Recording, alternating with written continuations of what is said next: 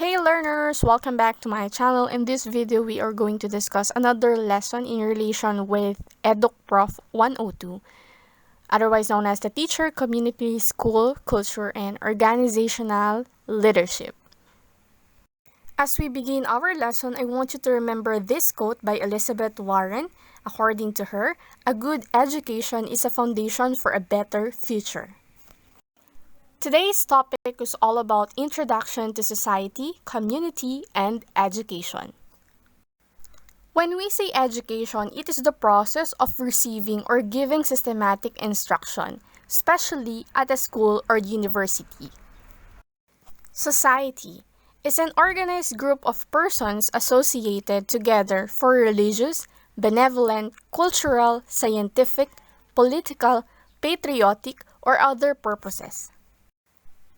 And when we say community, it is a group of people living in the same place or having a particular characteristics in common. Now, we already know the definition of those words, and let's go back again to the question, what is education? Education is the social institution that formally socializes members of the society. It also refers to the process through which skills, knowledge, and values are transmitted from the teachers to the learners. In the Philippines, by law, education is obligatory for 13 years, kindergarten and grades 1 to 12. There are 3 government agencies that handle education in the Philippines.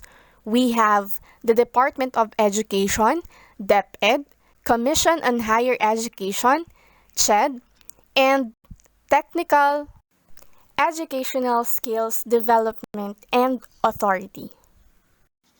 Given the different agencies that handle education here in the Philippines, such as DepEd, CHED, and TESDA, we do also have different types of education here in the Philippines. It is divided into 3. We have the formal education, non-formal education, and informal education. But what do we mean by formal education?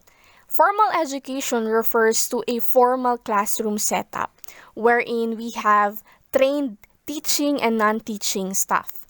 Under the formal education, it includes the elementary, secondary, tertiary, vocational, and of course, special education. In elementary education, the first 6 years of education is presented here, from grade 1 to 6. It is oftentimes referred to a primary or basic education. This is the first part of the educational system wherein it includes, just like what I've said a while ago, the first 6 years compulsory education ranging from grade 1 to 6. Next, we have secondary education, junior high school grade 7 to 10 and senior high school grade 11 to 12. It is a continuing basic education from the elementary levels to 4 years of junior high school and 2 years of senior high school. Tertiary education, referring to the college or university, colleges and universities, usually offered in 4-year degree programs with 2 semesters per year. Now, it is offered by public and private colleges, usually offered, just like what I have said, 4-year degree programs with 2 semesters per year. However, class, there are programs that require 5 years before completion, and some universities also offer trimester. Next, we have vocational education. It offers courses on specific skill set, craft, or trade, and the government agency who handles this part is the TESDA. Last but not the least, under formal education, we have the special education. It is an education of persons who are physically, mentally, emotionally, socially, or culturally different from so-called normal individuals, such that they require modification of school practices to develop their potential. The second type of education that we have here is the non-formal education. It is an organized educational activity that takes place outside a formal setup. It has no age limit. Even adults can take part in a non-formal education program. For example, the ALS program of DepEd, or the Alternative Learning System, wherein everybody is encouraged to join the non-formal education system. Next, last type of education that we have here is the informal education. It is a lifelong process of learning by which a person acquires and accumulates knowledge, skills, attitude from daily experiences at home, at work, at play, and from life itself. Now let's have the functions of education in our society.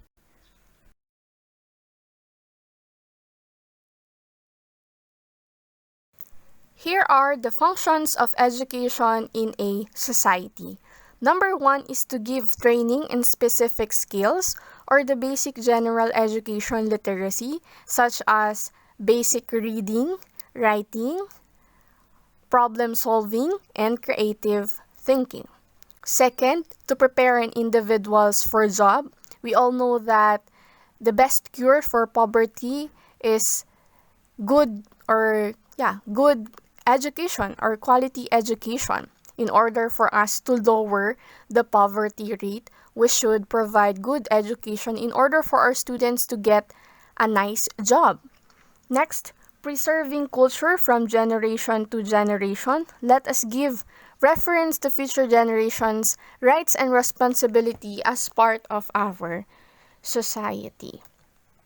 Next one, encouraging democratic participation through verbal skills. Of course, we should teach our students to become more vocal in their perspectives, and this would help our society to be more empowered.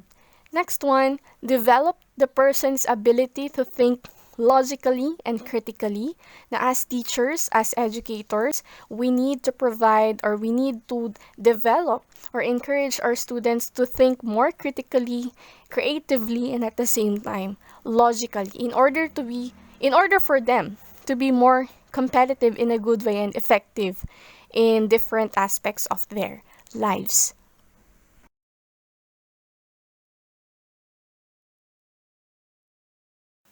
Next one, enriching life by enabling the students to expand his or her intellectual and aesthetic horizons.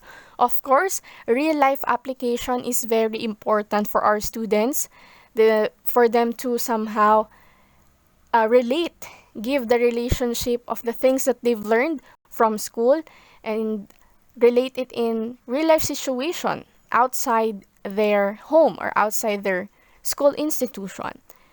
Next, improving personal adjustment through personal counseling. Of course, reflection at the end of the day is very important in order for them to come up with a good and effective growth mindset. Another thing, improving the health of the nation's youth, of course. Next, producing nationalistic citizens and build personal characters. Yes, that's good. Because as a teacher or educator, we need to help our students to develop themselves in order for them to become a great leaders in the future. And let us empower our students in order for them to be a good example from one generation to another generation. Remember, class, that the important goal of education doesn't end about after the student graduated.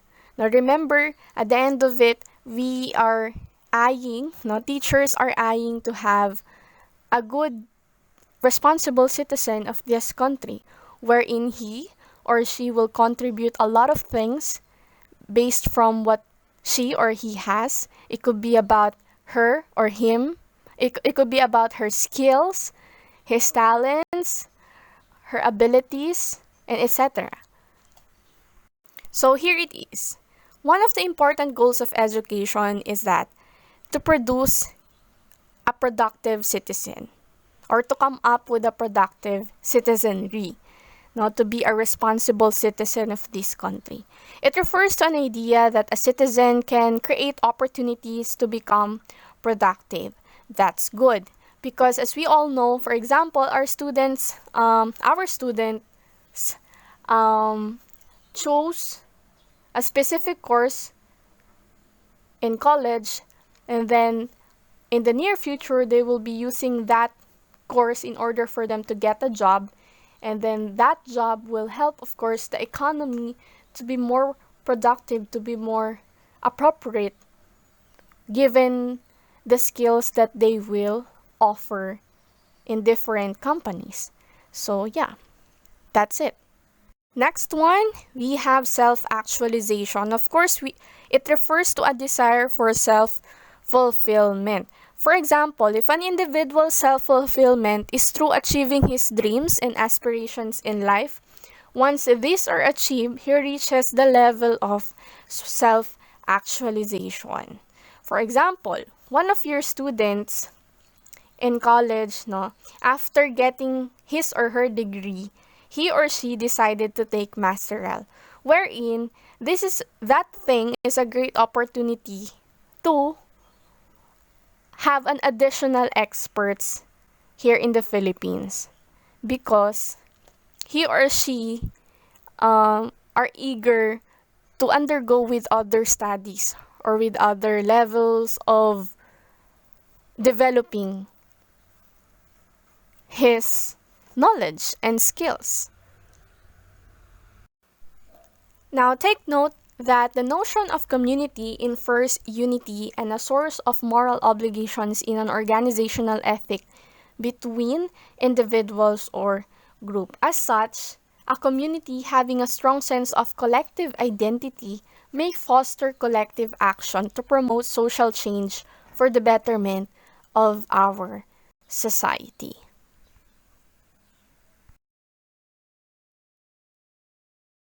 Take note as well that there is a big difference between school and schooling, or education versus schooling. Now, when we say education, it refers to the knowledge acquired by formal learning and instruction.